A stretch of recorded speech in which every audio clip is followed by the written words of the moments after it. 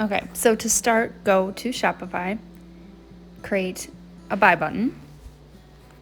We're just going to do the product buy button and just select one of the already created products in your shop.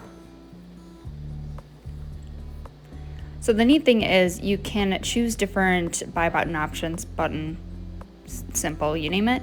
This one is the full product, and you can customize the button with it, the colors, the fonts, as well as the title fonts and the paragraph fonts and everything like that. Everything else will maintain and stay the same, but feel free to customize the colors and fonts in this section here.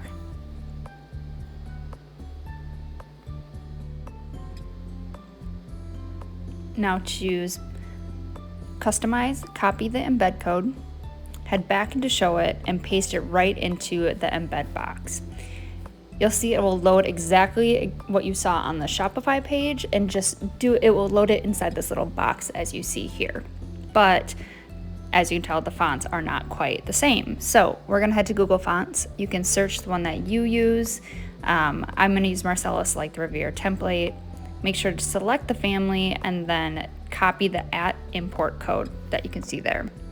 We're gonna go back into Show It, double click on the box, and add it right to the bottom underneath everything. Hit save. You'll see that nothing has happened yet with it. You don't see your fonts populating. So we actually have to go in and add the actual name of the font to the correct title settings in the code. So double click on the embed, scroll down to find title. And where you see wherever that set title, like big castle on a set, you can paste in your new one there and hit save.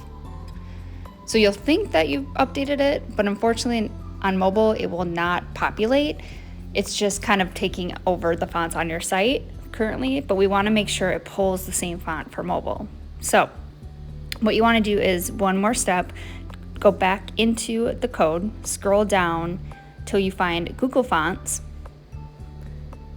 and you'll actually just add it right underneath. So you'll see it go underneath, hit enter, add the quotations, and then the name of the font that you just added under the @import, like so, and hit save when you're done. So now once that's done, you hit publish, it will be on your mobile side and your desktop side.